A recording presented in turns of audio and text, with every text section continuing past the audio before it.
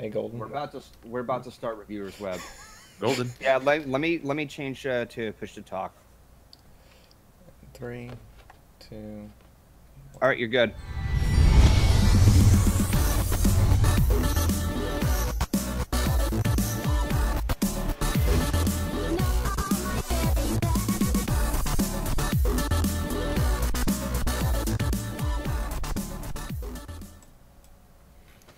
Hello everyone, welcome to Reviewers Web. This week we have the Heartswarming Club, episode 15 of season 8, which is described as, and oh dear god, my restream chat just disconnected. Hold on a second.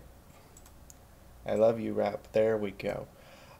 Which is described as it is heartswarming once again, and the students are gathering ready to go home to their families when some evildoer proceeds to ruin heartswarming for every pony, and the potential that none of them will get to go home arises.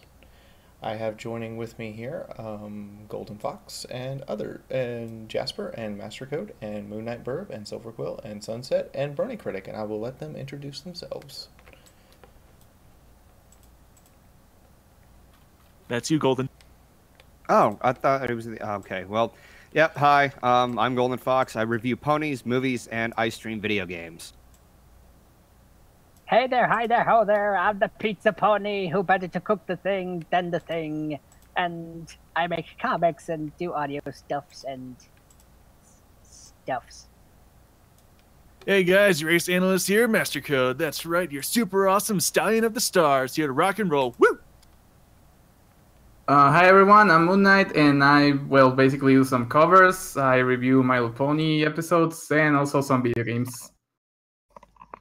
And I am the Silver Quill. I too do review videos and comics. I also am a chief promoter for Kentucky Fried Chicken because after enough of my puns, everyone's wanting fried chicken for some reason. Hi, I'm Harmony Dancer or Sunset, whatever you want to call me. I do Let's Plays. I do artwork. I am a singer, and I am a voice actress. Let's have a party! Wow, that was actually really, really good. I am the Brony Critic. I review fan content, a lot of fan fictions, fan material and videos, a lot of music. I also do a little bit of writing and voice acting on the side, and because every fandom needs a critic. And I am Fiaura the Tank Girl, the mostly facilitator and host, and I hope all of you are here to have a good time and talk about our craziness in which a certain griffin proceeds to cause mass trouble. So, Brony Critic, start us off. What is your initial thoughts? Well, you know my opinion from the last episode with Discord the Massive Dick. Well, this episode showed us how you could do a jerk right. You know, Gallus is most definitely a jerk, but I totally get his mentality. I totally get the reasons he's doing things. And he's sympathetic. And that's the way this should go. That's the way this kind of story should be done. And I enjoyed it immensely. The amount of world building we get introduced to. I've been working on a timeline panel for the last couple of weeks now. Doing a little collaborative thing, and this episode was huge for that because I've been trying to count down holidays, and Heartswarming, nice holiday. It's a holiday that happens quite often in this story, surprisingly enough. So, I got a great introduction to, more about these cultures and these characters. We're learning much more about them, and I enjoyed it a lot more. It was much more well-intentioned than last week's episode, which I think makes it a lot more refreshing to watch. Welcome, son. If I had to say a particular problem, it's actually kind of hard for me to find it, except that I don't get the... there's a part of me that's just wondering how the leaders of these foreign countries would feel about a leader of another country literally holding their children hostage. Oh, you can't go home to your holidays and your families because we're going to hold you over. I can't imagine that would actually turn out well. I think that's just a nitpick on my part, though. Okay, well, that's an interesting question for an actual diplomat. Sunset Shimmer Sparkle, you're up. That me? Okay, so this episode I thought was interesting. It was really interesting to see all the like how each of the different creatures celebrate the holiday. All the stories were really cute and funny. I especially like Yuna's and Ocelus's.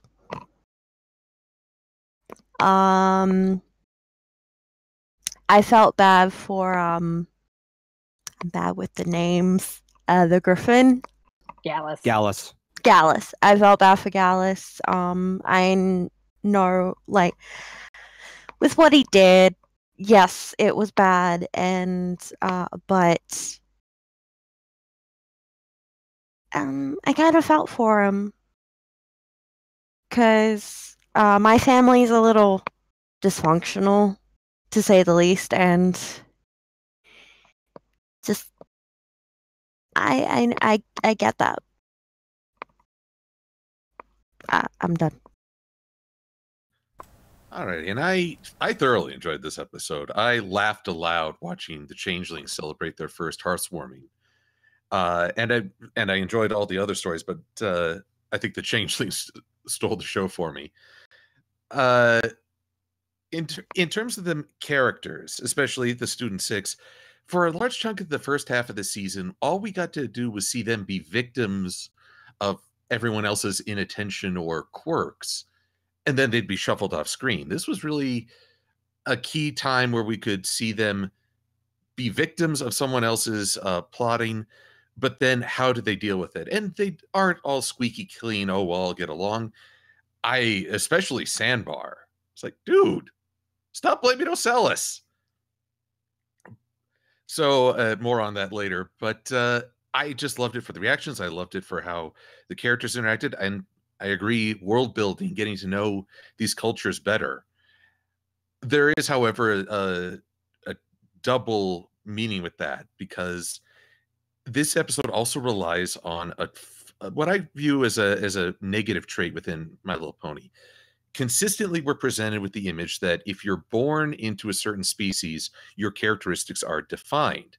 Griffins are instantly jerks. Dragons are instantly greedy and cruel. And I believe even the comic author Jeremy Wheatley pointed out this very toxic, unintentional but toxic message that, you know, birth determines personality. And I see that still on display here, and I'm less a fan of that. But more to talk about that later. Okay, so I thought this episode was more enjoyable than the last ones. I wasn't really a fan of, well, the Discord one. I liked it, but I feel like here we get to see like a different point of view. It's not just because, oh, he felt just suddenly left out because of the school or something. It's more because of a personal feeling that, oh, I'm going to be alone at Christmas. I don't have anyone to be with. I like being around my friends, but they're going away, so I'm staying alone. Or I'm just not going to be into a really good, well, media or place to be in celebrations. Like Silver Quill said, I also think that the junk six, they're called, I don't know. Well, the students, in fact, haven't really been used that much in this season, despite the fact that it was, well, supposed to be about the school and the main six being teachers. But I really like this episode. It really has some really funny elements and funny jokes. But yeah, I just wish that we didn't have to wait for like half or more than half of the season to watch, well, the students getting involved in something different or something more important than just being in the background or learning something that maybe we've already seen, or I don't know, something that it's not really that important. All right, so I'm going to come out and say it. I think this is probably the best episode of the season. From just a pure writing standpoint and visual standpoint, one of the things that I like most is this is the 5th time we've covered this freaking holiday, Heartswarming Eve. And I like how each time there's a different aspect where, what was it, Hearthbreakers and Heartswarming Tale. Excuse me. Heartswarming Tale and Hearthbreakers, they were more down to earth, and we got to see expand a little bit more about how ponies express their different cultures, how they celebrate the season. With this one, we actually got to see six creatures, 6 different cultures experience that. But I think one of my favorite aspects, and I'll expand upon this in the next section, is the framing device. I think the framing device was absolutely ingenious. There was a lot of great humor, especially with the Changeling. Changeling was probably the best aspect of the episode, with them misunderstanding. But along with that, even though not just the Changelings, but throughout all the different traditions, even though they may seem odd or different, they still have those core values of family and togetherness and love and friendship. So I think this is probably, I will say this is probably the best episode of the season. Characterization! Honest to goodness characterization! I mean, I never hated the students. Since I thought it was cool getting to and some focus on the other creatures. It's just that until now, they barely did anything like they said earlier. But now we got this whole thing with them explaining their cultures, and it's great. It's beautiful. It's development. Also, I am convinced that Acellus was created just for the sake of making us lose our feelings. Because the precious and they don't get the holidays and just... Ivan.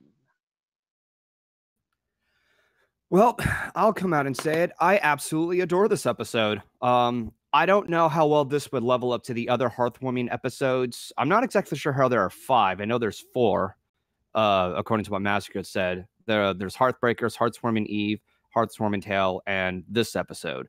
But either way, like what everybody else said, I love that we expand on how the different cultures celebrate Hearthwarming. Unfortunately, it's kind of playing on the same boat with what their cultures are, based on what Silverquill said, that dragons have their own brutality. Griffins have their own pride issues and greed issues, and the yaks are very destructive. But it's still nice to hear that we hear their perspectives on how they celebrate whatever that holiday is, because some people perceive things differently. So it's nice to get that out there. Also, I do agree with everybody else on the same page about Ocellus's Carol story, that they're taking things way too literally. And like, just thinking about it, I could just I can't even think straight. It was too much. So with that being said, I still enjoy this episode. I don't know how well it levels up to the others. I'll have to think over that within time, but it does work differently compared to the other Hearthwarming episodes. So I'm going to end my piece there. Well, so this is my favorite episode of this season so far.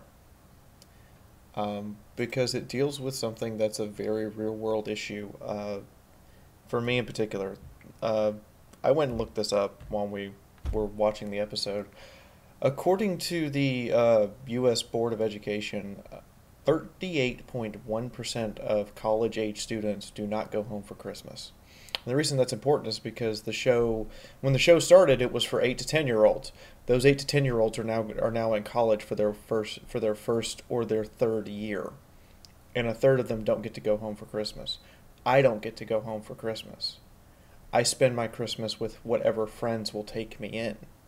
So this is kind of speaking to a more direct real-world issue for me, is that what am I going to do for Christmas? And here we have Gallus,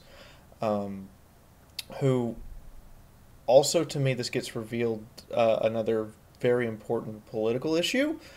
Grandpa Gruff obviously was like, oh, look, I have an orphan. I could throw the orphan in this friendship school, and if it doesn't work out, I can go, ha, it doesn't work because I didn't befriend an orphan. Or if it does work, I don't have an orphan anymore. So those are my initial thoughts. So, comments. I have none. Jasper, do you have a does anybody have a theme they want to bring up directly about the episode? Can I say something? Sure. I think the theme you touched right now, it's like really. I didn't really like sat down to think about it, but now that you say that's something that's very true. Uh, there's a ton of, I don't know, children that grew up with this and now they're alone, and even if you don't like specifically like sit or stay on your college for the holidays, even something like, I don't know, not having friends around or having family around, that's also, I think, a theme that it's like maybe it's touching a little bit, since, well, he wouldn't have any friends around.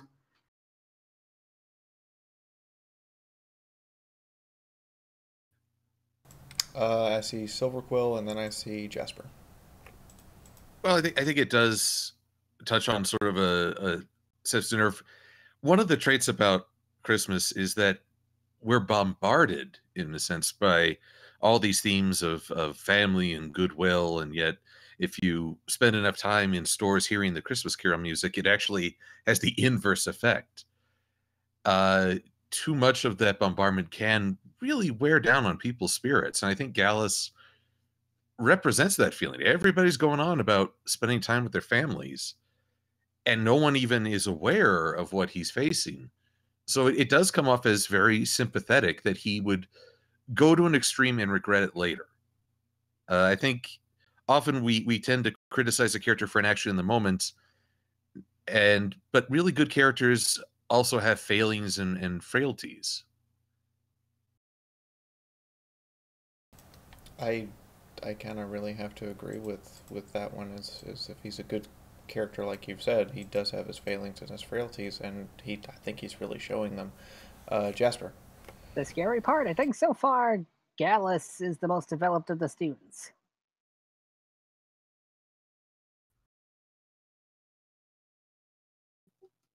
I'm not sure about that yet. So far. So far, that's what I said. I was just gonna first off, Gallus is my favorite of the student six. I will say that, but yeah, I'm completely behind the decision he made, because we don't even know how long he's been an orphan. He could have been an orphan his whole entire life, and Grandpa Gruff have just been kind of maybe he's just hey, here's some food or here's some shelter during the night, then go out and do something else. We don't know what that could be, but the fact is, I'm behind him, because if there was any chance where I'm at this new this school of friendship, I have all these great new friends, but oh no, it's that time of the year again, and now I'm gonna miss my friends again, and I'm gonna be all alone. All alone in Griffinstone. It's like it's got to be something I can do. It's like if you had that one chance of it's between like doing something bad or that holding on to that little niche of happiness, I can perfectly understand what he did. So yeah, I'm behind him all the way.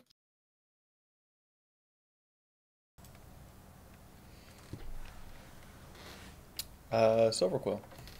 But on a slightly different topic of a theme for this episode, I'd like to propose thwarted expectations, because that's where a lot of the humor comes from. Are you meaning like you expected like different holidays for them, or? Well, let's break it down bit by bit. You've got the changelings. I love the wordplay they do.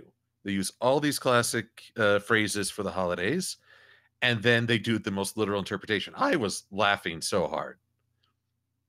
And then you have the yaks singing, and you expect, okay, we've had carols, carols, carols. Now we'll get some real song. Nope. You get yaks just doing this is the song that never ends. Just goes on and on, my friends. And then probably the biggest subversion is the tale of scales. And, oh, this heartwarming tale of dragons taking pity on the no death to the weak king. And I find that humor at its funniest. It plays on our expectations and basically thwarts them. And the laughter is almost a reaction to just breaking that tension. So I saw myself Moon Knight and a couple of other people light up, so I'll go as quick as I can. I just realized that the yak theme that they sing is actually to the tune of the song that never ends. Thanks. Now that's stuck in my head. Wait, Aha! really? My terrible singing strikes once again. All right. So Moon Knight lit up a few times, and then Golden, Brony, and Jasper. Who's going first? That order. Moon Knight. Right. So about the holidays, yeah, I think it's, I think that's the funny part. Also, I think the part of Sandbar is kind of you're expecting this interesting like story about, I don't know, something really happening to that puppet or whatever it was, and then it just ends abruptly, and it's like, okay, that ended like that.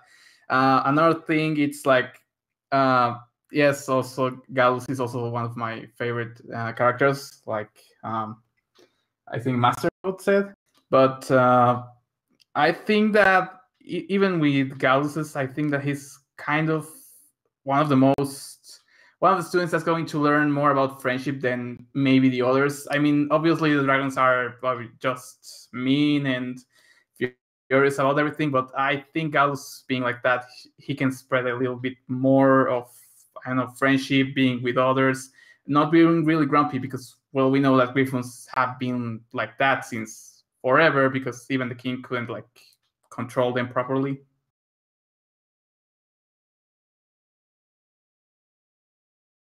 Okay. Golden.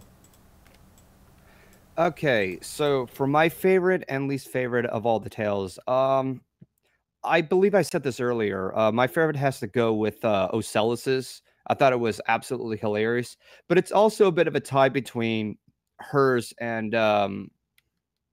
Gallus's. I mean, those names are going to be very similar. They end in us or lus, but no, because I love that with Gallus's, it creates a dramatic difference and showing how some people really got to be grateful with what they live with, because some people deal with what's worse out there. I'm not going to take this up to a political perspective, as Fiaura mentioned, but it's a good tie between the two. My least favorite, and I do have to pick a least favorite here, I would have to say the dragons, because while Silver Quill does point out that it's a good laugh to break the tension, I really can't stand it when they're constantly making dragons just completely brutal just for the sake of being brutal. It's become very one-dimensional.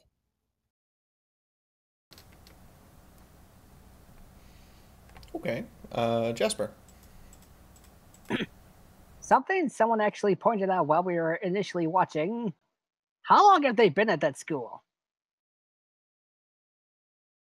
That's a good question, because Fluttershy has 9 months in a row as best professor, and I think Rainbow Dash and Applejack still have put students in most possible danger, mortal danger.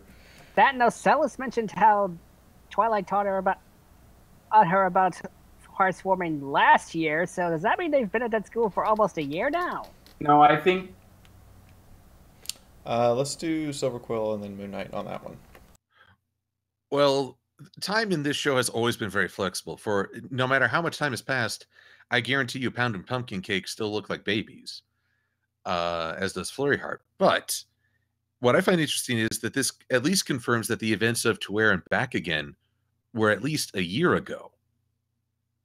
Which I find interesting, in that when people talk about Starlight Glimmer, we don't always know how much time has passed as she reconsiders her approach to things. yeah, I think like Silver says, time is kind of it's kind of difficult to like count in the series. But I think Ocellus is referring to when they changed from, you know, the ugly, not the ugly, but like the old changeling design to the new colorful skill one.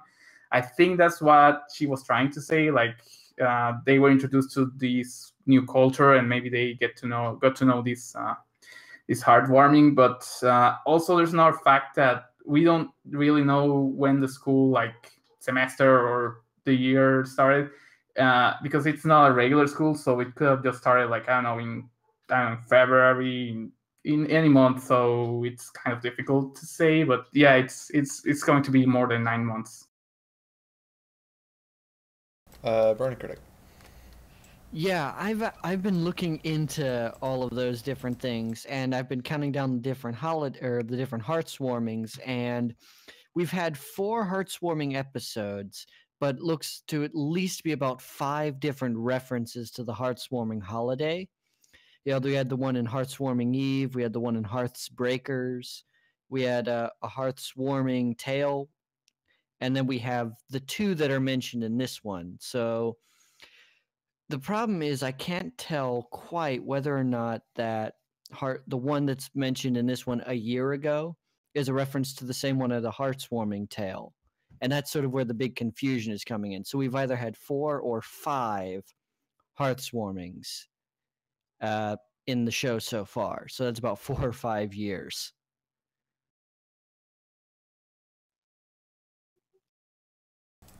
Does anybody else have a comment for this one? I'll go Yes, real I quick. do. Yeah. See, that's why I was confused earlier when I said, this is like the 4th or 5th time we've had a Heartswarming episode. That's what I was confused about. But anyway, I'm gonna go back to what we said, and I'll quickly go through. Excuse me. I'll quickly go through my favorite interpretations. My favorite. Jeez, I can't breathe today. My favorite ones were. It's a tie between the changing one just for its clever wordplay, and I actually did like the dragon one, just Smolder's story, because, and this is a question for all you guys. If not, that's completely fine. But did anyone else get an All About Eve vibe from Smolder's story?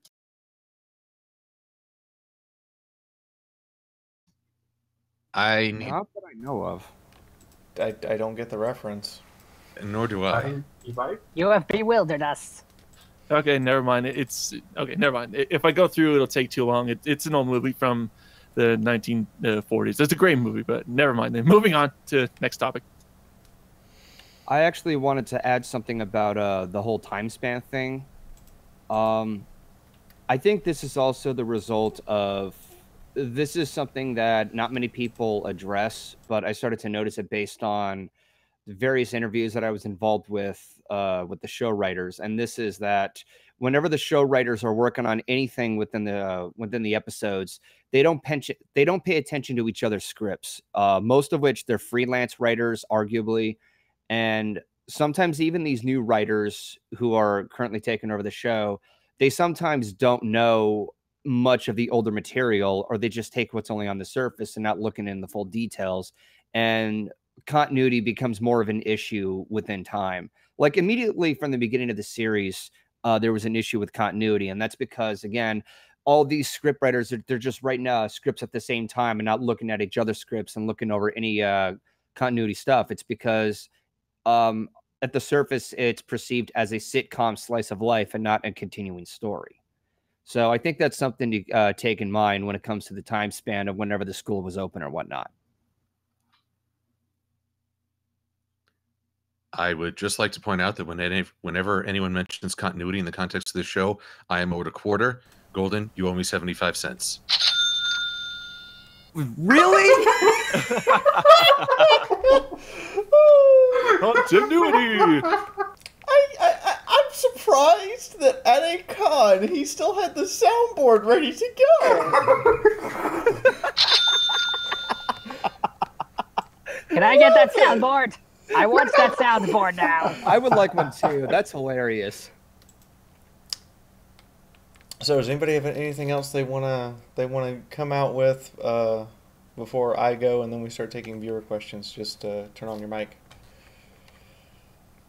Okay, let's do Burning Critics, since Silver Quill just made us all die laughing. Yeah, so as far as my favorite and least favorite stories in this particular roundup, I'd have to say that my favorite would be tied between Ocellus and probably Gallus. Ocellus because of the humor, but Gallus because his had the heart. Like, his is really where the heart, the center of the story is. He is the protagonist of the story. We just don't know it throughout most because it's a mystery episode. But as far as the least favorite, Sandbar. I can't believe no one's talked about Sandbar's story yet because it's so stupid. It's weird that the pony is the least interesting character in this entire new group. Sandbar is almost a non-entity throughout the entire series. I had to look up his name because I couldn't remember him. He is the pony equivalent of white bread, as I was saying earlier. Very little actual value and mostly bland. I think that's why it was glossed over, because it has something that not many people would take seriously, whereas everybody else talks about the actual holiday and not, oh no, I almost lost a doll. Well, I think when we see the Student 6, the point is that Sandbar is something we all know already. Like, we already know what the Pony Holiday is. We already know how they celebrate it. We already know everything special they do for it. And a lot of the time, the way that stuff happens with him is mostly just, he's more our avatar or anchor, in the sense that he's the thing that we know and know is how he's going to react because we've seen what ponies do. When we see the other 5, we have no idea what they're actually going to be up to. Silver Quill, unless somebody has another comment. Well, I'm actually going to, guess I'll do a twofer, because I was going to talk about Sandbar before Brony Critic mentioned him. But with the story of, oh, my doll nearly fell in the fire, again, that's the humor of defied expectations. You're expecting some grand tale of a true miracle, and it just turns out to be ho-hum. The thing is, it's at the very end of the episode, so, and the last story, so we're kind of wise to the joke at that point in all its various forms. It's run its course. But the thing about Sandbar is I agree that he is sort of a proxy of our familiar world interacting with these new characters. In a lot of ways, I view him as the Applejack of the group. He is the more balanced center that allows the rest of the group to be eccentric or quirky. And much like Applejack, he goes underappreciated as a result. However, in this episode, I kept wondering, why did he all out of the blue start blaming Ocellus? Even to have that last joke, you mean it's not Ocellus? With her little, you did not just say that look. And this may be myself assigning more meaning to it than even the writers intend. But until recently, changelings were the threat. They were probably the most well-known threat to Equestria. And even though Sandbar is a very mellow guy, even though he's studying at the School of Friendship, I think he also represents that ponies, for all they claim to know about friendship, they're still vulnerable to bias, prejudice, and making assumptions. So he's there to represent the ponies' fallibility just as much as be our anchor.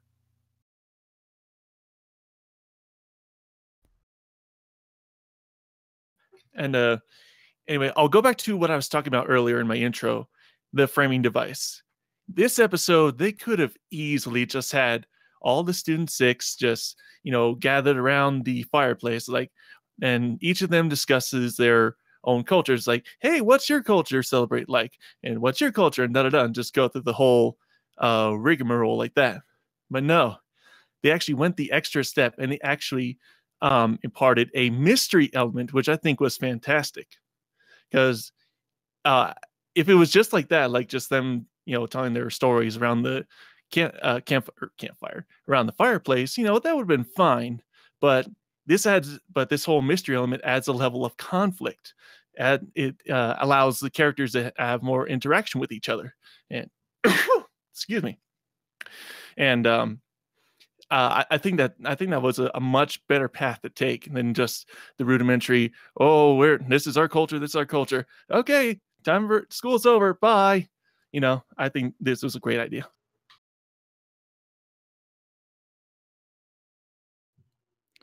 Yeah, I kind of agree. I think it's mostly what makes this episode so great is how it is framed.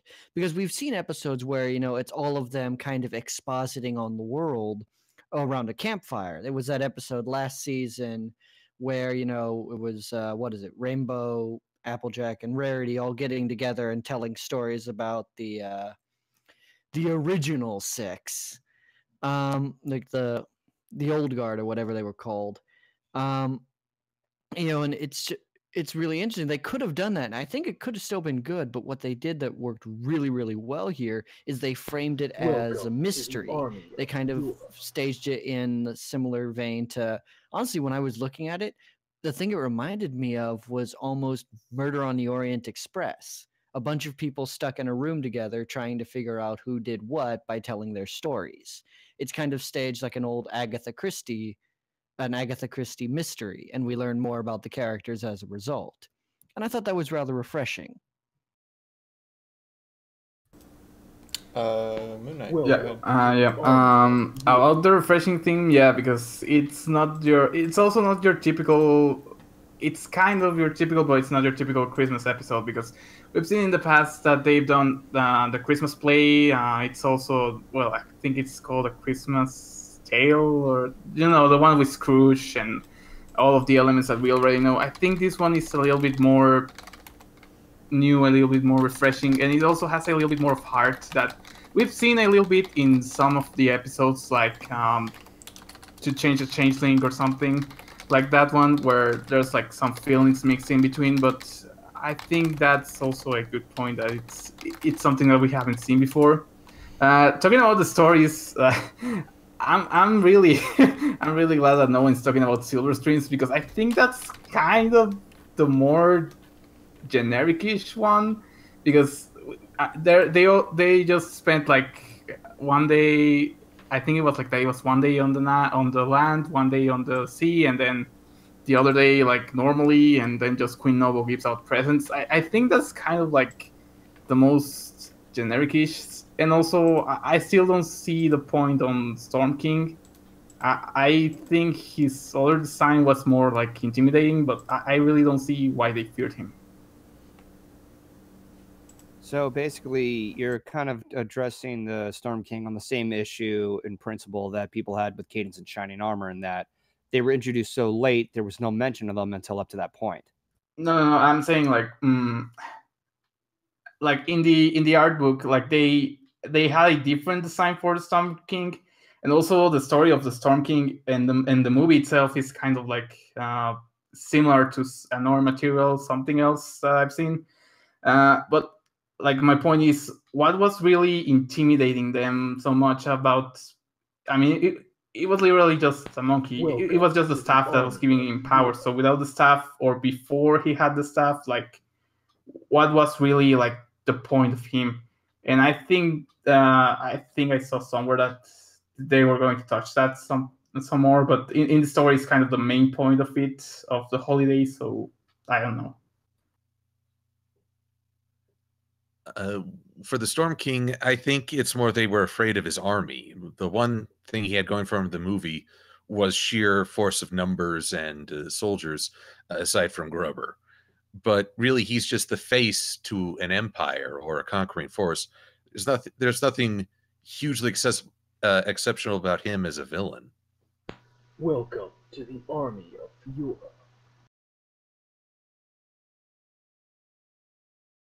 Here. And, hey, Sunset, you're being all quiet over there, so I'm going to kind of put the spotlight on you. Favorite Heartswarming? My favorite Heartswarming story was Solace's. I think most of us agree on that. I thought it was friggin' adorable. My least favorite, probably Sandbar, because I mean, he has the same voice actor as Flash Sentry, and we all know how he turned out. Harsh. That's a good point. She's got claws, and I love her for it. So, I have actually more than a page of questions for us now, posed by the chat. We're going to start... Oh, dear God, please no Golden Fox. No Bliss Sentry.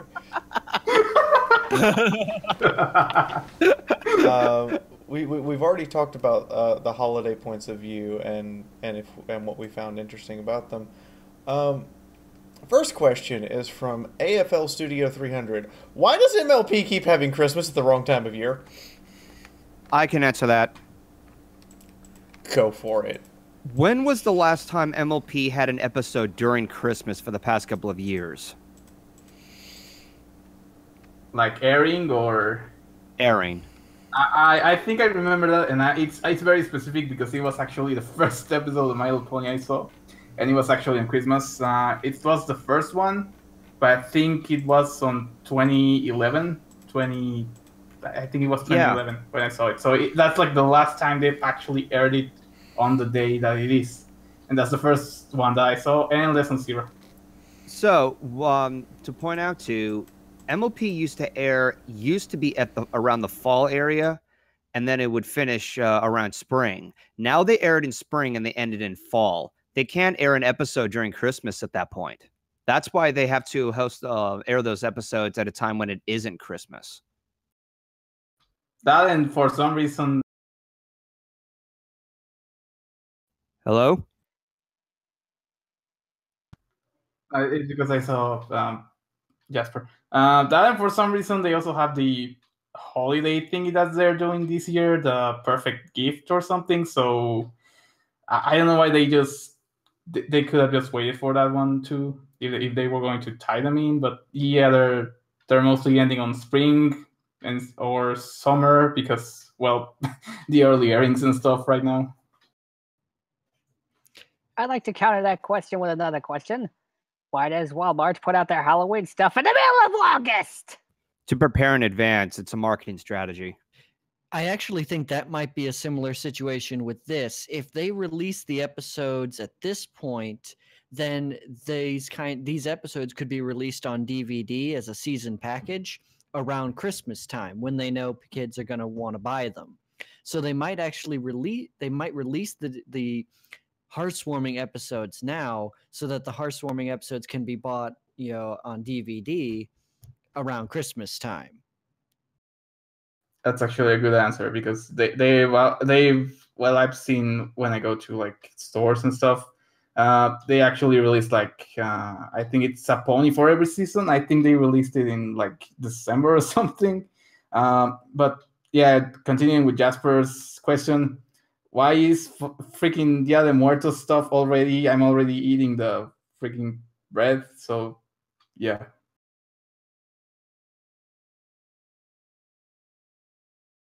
Okay.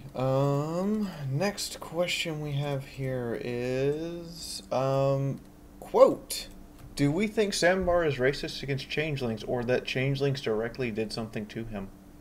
I think that's something that's inherent to ponies. Think ponies, Jasper?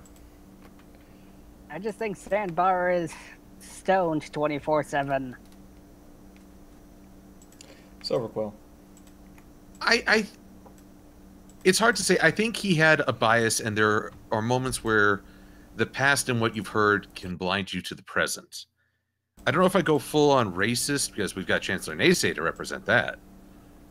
But I think it's a blind spot for him. And hopefully he acknowledges his mistake and learns from it rather than just leave it as a one-off joke. Yeah, kind of going off what Silver said earlier. Yeah, he was right. The changelings, they were the greatest threat to Equestria. They almost took over Canterlot. Dragons and yaks, we know about their brutish nature, but we never actually see them attacking like kingdoms or something, directly, in this timeline. Well, the yaks declared war and party pooped. And the dragons actually raids or terrorizes villages, as Smolder pointed out. But I mean, directly, actually seen and I know it. You can't really show this. I mean, direct conflict. That's more what was going along the line.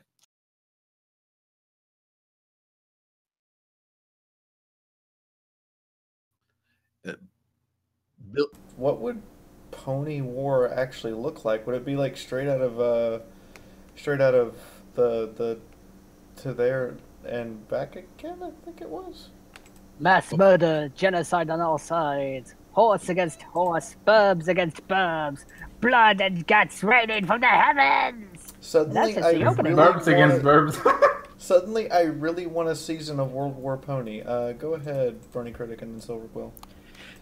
I've actually been thinking about that very same question. Is what would for especially for like writing good fan fiction that would actually make use of ponies? Like, what do you do when it's with an all cavalry army? Like, what is cavalry to a pony?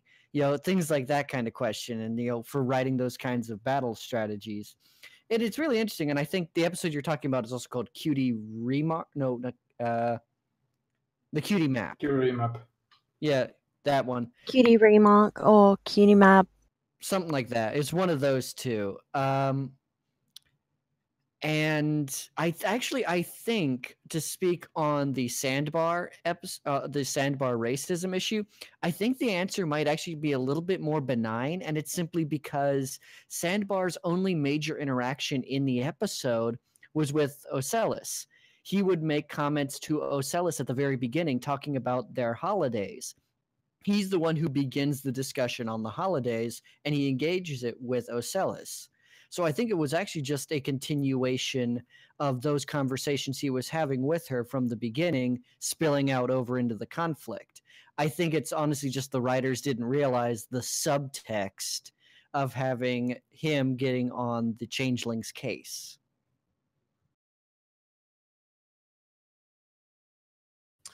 Well, it is the cutie remark.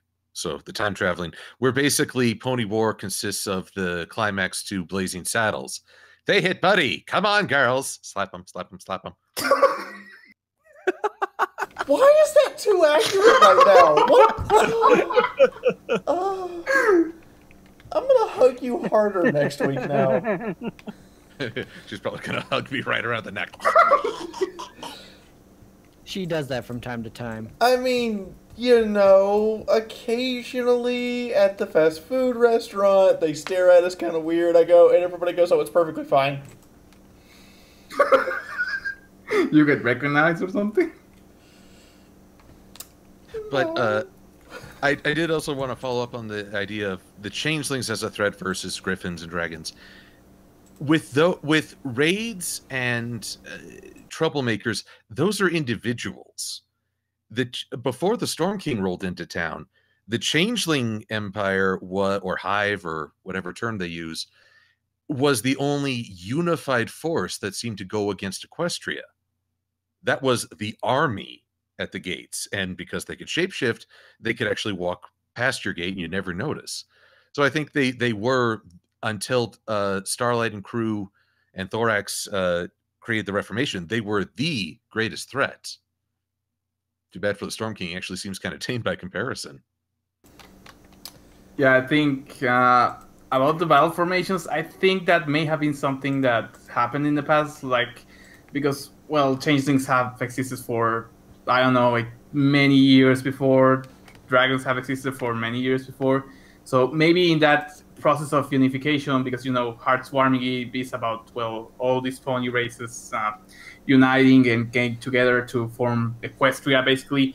So maybe when that, because I think it's happened in history before, when a new, country or something is forming, it's common to have other enemies or someone trying to get the power from you or just taking over. So maybe that's from where they take those battle formations. The thing about the changelings, yeah, it could be that, or it could be that actually Sandbar was, I don't know, because everyone was cocooned with when the to wear him back again happened. So I mean, being inside a cocoon, I think it's not really a good experience, especially if Sandbar wasn't really that old, if he was a young colt or something. Okay. So I have a couple of rapid-fire easy questions. Would anyone here adopt Gallus? Yes, me. In a heartbeat. Yes. Yes, I Oh, would. why not? I would. I could barely take care of myself. I don't think I could afford a griffin. Now, the second question here is, does anyone think that Gilda and Gabby are siblings or related since they were breaking bread for Heartswarming? I have a feeling that Gabby may be just as much of an orphan as Gallus would be. Griffinstone is full of orphans. Nobody gets a parent. Everybody dies. Dark, Joey. So, Jasper, are you saying firmly that most of Griffinstone's parents went to Disneyland? Yes, and they're all working on the Small World ride, and we all know how well that's gonna go, being torn down for tangled. So that's what happened to my parents. No, the way I perceive it, it's more of just the same thing of just not caring for each other. As Gallus pointed out, that once they have a kid, they're not going to care, and that kid is going to, like, I don't know, just live on their own. I think it may be like that because I mean, if they were like a powerful kingdom and then they just went by themselves because, well, the crown was stolen and everything, I think it may be like Golden Fox said, and it kind of happens with Dragon's books where like they have the children and then, oh, you're on your own, go fly away or something. So maybe they just don't care anymore. Maybe they don't know even who their parents are from the beginning. So and like Gal said, like Grandpa Gruff isn't really like anyone's grandpa. He's just called like that because everyone calls him like that. He's just there. He's just there to be a grumpy old fart. He's just Not my standing dad. there, menacingly. Silverquill? Well, it's kind of funny that I never got the impression that Gabby, Gilda, or that the very young Griffin were related. I kind of figured it's just sort of, well, we're supposed to try and do this, let's do it. But that begs the question, what is it about Gallus that excluded him from that group? Even if it is, I hate to use the phrase pity party, but it's sort of, it's just odds and ends under the same house. Though I would also point out, a holiday where you get together, try to be nice, complain about the food, and just try not to get everyone mad at dinner. That's not a Christmas analogy. That's Thanksgiving. He's blue, that's why he got excluded. Okay. So the next question is, this one is straight at Silverquill. Do you have a hippogriff form? Yes. What kind of question is that? I think And the they next meant one- to the say next one- sea pony. The last one, the second one behind that is, if so, do you have a sea pony? Welcome to the army. I kind of figured it was, do you have a movie form? I mean, technically, I have a hippogriff form. I was hippogriffing before it was cool, y'all. So you're the hipster griff now. Darn straight. Oh! We really have to barbecue it now. I know why I'm laughing. Shoot me! Shoot me now! We know you have a sound effect for this, Silverquill. Use it. Oh, well, you know, there's always... Oh my God! Seriously? Is that the Joker gun or something? Oh, sorry. Was that a downvote? That sounds like a board game. But in the answer, do I have a sea pony form? The answer is... maybe! Should we do? You know, if you still want to do that thing together, maybe I should make us do it from the river. Oh my, the van down by the river? Exactly. That way, you know, you're already in the river, so you can reveal if you have a sea pony or not.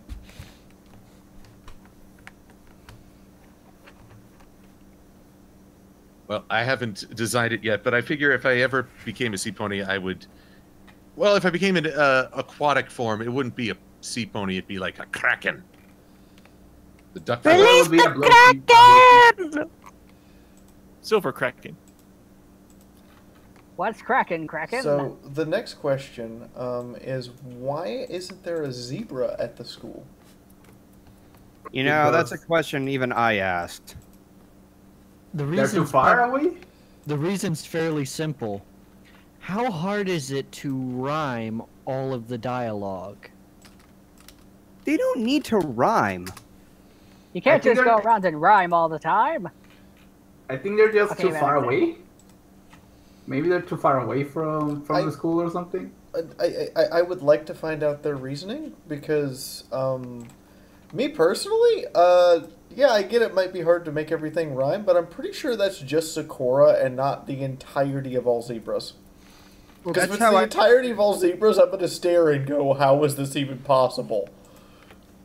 Well, that's the biggest problem we have with the zebras. It's the same problem, when we were during our panel, when we were talking about, Iron Will. Zecora is the only zebra we see in the entire series. So we have no idea if the qualities and traits she has are unique to her or are literally just something that, that all zebras possess. In the same way, we don't know if Iron Will is like every other Minotaur or just Iron Will. So it's impossible for us to know really the reason why. I'm willing to bet that the reason why they haven't put a zebra is because we're expecting them to act like Zecora. And that would be hard to create. It's very simple. It's just like Dragonheart. She is the last one of her kind.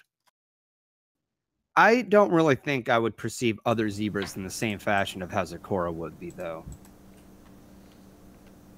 I think maybe the idea that I had isn't like too far fetched, or maybe it's they just don't want to put the zebra in. But what if Zecora and other creatures are like from another continent? Because like we know Equestria, but what is like outside of actually Equestria, not just the Dragonlance? I'm really wondering if we're going to see the opening to Season 9 is going to be a zebra arrives at the school. I'd be open to that. That'd be awesome.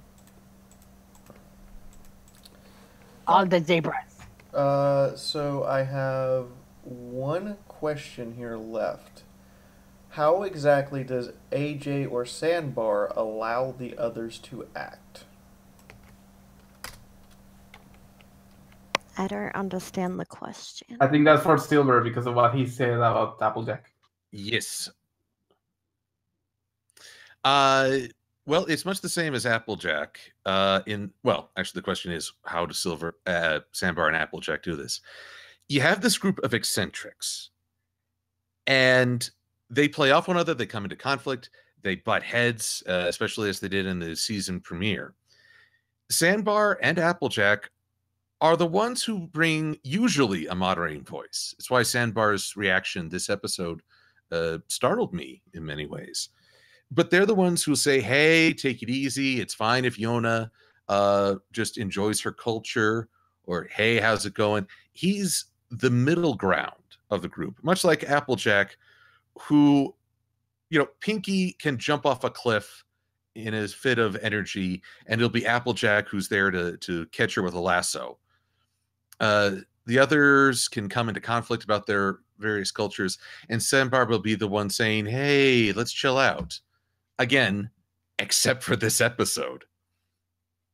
In that way, I think their role is usually to be the group's even keel, so everyone else can go just a little bit more to the extremes. But then it also becomes very noticeable when you make them the really unreasonable ones.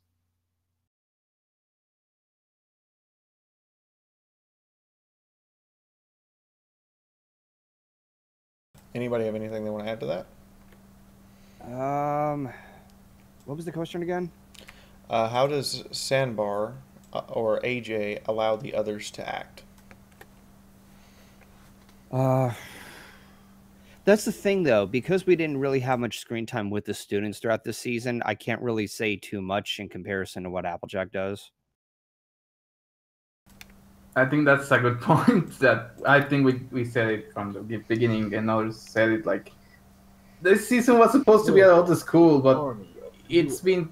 I feel like it's mostly about the main six, which I mean, okay, they're the main characters, but if you're going to open a school and you're going to be focusing on it, then focus on it. Try to make them more involved in it and develop their characters more. Because if then it happens that Sandbar is a blank slate. We don't really know much about him, and the same for maybe the other characters aside from Gallus here, where we know that he's been an orphan, but aside from that, we don't really know it much as well the other characters. This is a bit of a similar issue that I had with season 4. In the premiere, we were introduced to the box, but we were never given much detail about the box until the season finale.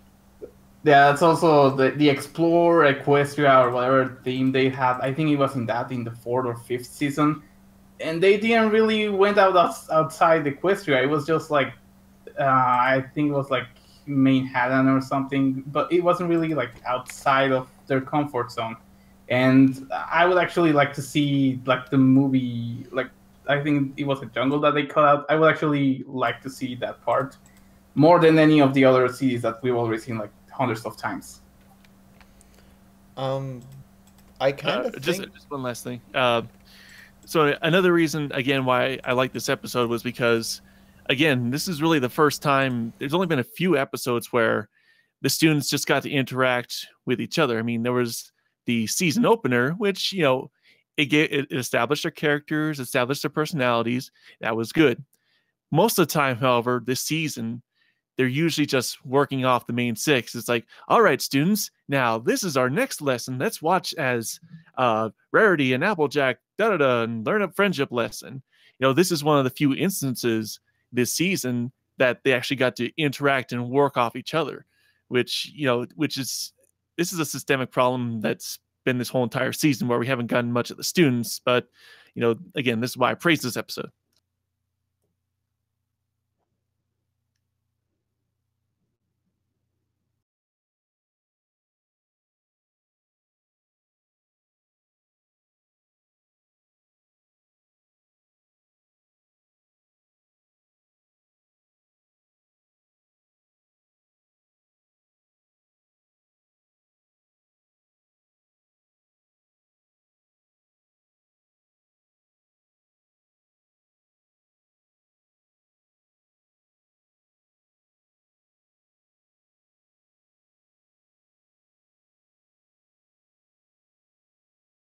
Oh no, like I feel on the same level there. Like I even mentioned that when I reviewed School Days. Well, first, now you've got me envisioning Sandbar with like silver cake glaze on his mouth, screaming, "Witness me!" But actually, I just wanted to respond to a comment. A person saying, "I'm not sure I've really seen Applejack play the role Silver describes of being the even keel, or perhaps a voice to balance the others out." I'd point to episodes like Feeling Pinky Keen, Suited for Success. Fast forward a little bit to more recent seasons, you have Simple Ways. And basically anytime we're at... Oh, and most recently, the main attraction... No, Pony Plays, where Celestia was a bad actress. Horseplay, Thank you. It's those roles that are often ignored or overlooked where Applejack is just saying, this is what we need to do to find a solution. And a lot of the time she gets ignored, but she is the voice trying to get the group on track. And I think Sandbar can be that. But I agree we haven't gotten to see them do a lot, but there are elements of that character there. It's just there, but I think they're also very easy to overlook due to a lack of participation. Okay, so apparently the stream couldn't hear me because I pressed my mute button and at the same time I pressed my push to talk button. So I was saying that Sandbar acts more like the pony witness, or even the witness of everything, as the audience's avatar more than an actual developed character. It's like it's like placeholder character here. Good examples, terrible story, but a good example of this is Bella from Twilight, or another good example is not Hermione, Brain. God, it's one of the Harry Potter characters. It's one of the Harry Potter characters that's literally just there as the avatar or witness for the reader, and they're not there for anything else. And the author and Rowling's even said this, and my brain just had like a massive brain fart. Ron? Male or female? Ron Weasley? Ron, yes, Ron. Oh, I wanted to say Hermione. No, it's Ron. Ron has he up until the very end, he has almost no personality and no real character development. He's kind of there. I was kind of being sarcastic with that response. Oh, If you actually like read the books, he's more there than anything else. And then the last 2 books, he has some sort of change and major development. And I'm just like, I've only wait, seen the movies. wait, was there a person here till now? And there wasn't. There honestly was not a person there until the last couple books. Poor Rob. I don't have any other questions other than apparently Mary Quill is now the merging of Silver Quill and Mary Sue. The horror! The horror! The pink! But do you guys have any final comments you want to give? I enjoyed this episode quite a lot, despite a few little hiccups here and there. So, I actually had a comment in regards to your statement on Ron, in that in the first movie, Ron was so replaceable that in the book that role was originally Neville. That they could absolutely have switched the 2 roles together and it wouldn't have changed anything in the first movie. Told you. Anyway, overall, overall thoughts. This is a fantastic episode. Best episode of the season. Great writing, great comedy. Just a overall fantastic, great episode. Sunset? I enjoyed this episode, and I can't wait to see what we do next week. Anybody else want to weigh in before we start closing out? I just have one very important question. Does Spike ever get his bow tie? That's a good question. I think it was covered in Grimace splooge, so... God. It was covered in gack. So, I have started a new petition! Silver. I have So- started a new I kind of actually imagine that's what Grimace sounded like when he, Oh my god! Down. Not safe for Blissey. Now we all know how Lizzie's Blissey's not here. even Not here! safe for Not Blissey. safe for Harmony! Welcome to Come the on. After Wasn't Night this supposed to be- Roundtable. Wasn't this supposed to be PG? In the Not meantime, It's the anymore! After Night in the table. meantime, I have been Fiaura. I am the host here, and I'm the one with the professor hat. If you're wondering which avatar is mine, I would also like to thank Shoujo, Lightning Bliss, DeWilstonator, and his lovely fiance. Yes, these are the people who are not here this week that we will hope will be here on the 8th on our next broadcast, in which we will be taking a look at episode 16. Which someone please remind me what episode 16 is again. I think it's the rainbow one. Give me a bit. I get it. Okay. Friendship University. Friendship University, Oh, yes. We'll be talking no. about No. Friendship University. Now, ladies and gentlemen in the And here we chat, are. don't leave yet. I do have one little final event for you guys. In the meantime, I will let everyone outro themselves. So, Brony Critic, if you don't mind starting. Alright, everybody, I am the Brony Critic. You guys can check me out here on YouTube. I also have a film fiction channel, but I don't really have a whole lot of content on there just yet. I'm still in the process of working on it. I do a lot of video reviews, mostly on fan content, fan fictions, music, and the like. I also do some voice acting on the side and some writing. Welcome to the army of Fiaura. Sunset? I have been Harmony Dancer, or Sunset, whatever you want to call me. Like I said, I will see you guys next Friday for the next installment of my Bratz Forever Diamonds playthrough over on my YouTube channel. And hopefully soon I will have some more artwork on my DeviantArt. And we'll keep you all updated on my Tumblr and my Twitter. Yee! Fried chicken, I mean Silver Quill. Yes, I may very well be. Well, you fine folks can find me on the YouTubes. You can find me on DeviantArt, all under Silver Quill. I post comic reviews on Equestria Daily every Wednesday. Also do Goodnight Comics, which all the early releases. That's that's pretty much every day for this week. And I'm looking forward. I'll get to see Fiaura in person at Crystal Mountain PonyCon next weekend. So all you fine folks in Utah, if you're coming, I'll look forward to seeing you there. Also, I have 6 panels at that con. When will I have time to see you again? I'll be in the vendor hall. You can always swing by. Well, wait, we have tables together. Oh yeah, we're right next to each other, aren't we? Yeah. Okay. GG. You're forgetting me. And I just want to remind everyone, I'm getting paid by Golden Fox. Really? Moon Knight? I can't. Wait a second. Okay, sorry. So I've been Moon Knight, and I'll see you all later. I'm going to be uploading some reviews because of the episodes. I actually watched some of the Australian episodes, but don't tell anyone. But there's, I think we also have an important question that it's for Silver Quill. Is it secret recipe or is it going to be crispy? To find out, I guess you'll just have to bite me.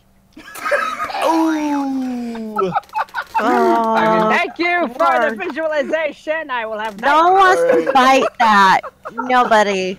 I do have an Will that announcement be and an event for you cannibalism? guys in stream at the end of this. So Master Code, you're next. All right. Well, guys, that's it for today. Until next time, MC out. And this has been the Pizza Pony. As always, you can find me making new comics almost every week on DeviantArt. Also, catch up on my Twitter, my Tumblr for other stuffs, and just overall live long and propane. I just imagine that a BDSM specialist says, "I sell propane and propane accessories." Silence your face! PG, guys. Jesus. We're actually Anyway. PG-13. Golden Fox. Thank you. You can find me on my main channel, which is shortly like Golden Fox 17, but I also call it Golden Fox Pictures, with a secondary channel called the Golden Fox Stream, where I stream on Twitch and keep recorded episodes on the secondary channel where I do Let's Plays. So, ladies and gentlemen, you can find all these wonderful people in the description below. Tonight at midnight Eastern Standard Time, in about 3.5 hours, I will be streaming live fanfiction writings based on suggestions in chat. They are rated E or T. There is no sex in my fanfictions, but hey, they apparently are good because I keep getting yelled at for saying they're bad. In the meantime, there is another Brony broadcast going on, and I would like it very much if the chat would join me in rating them. So I'm putting a link in chat right now, and if you are on YouTube chat or Twitch chat, the hashtag will be new roundtable bomb.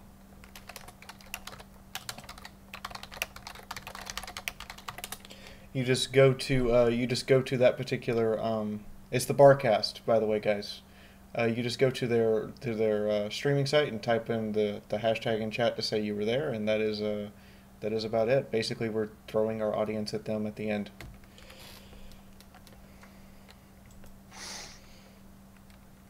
In the meantime, does anybody else want to get the final word before I press the big red button? Pudding. Mary Quill. Ich bin ein Berliner.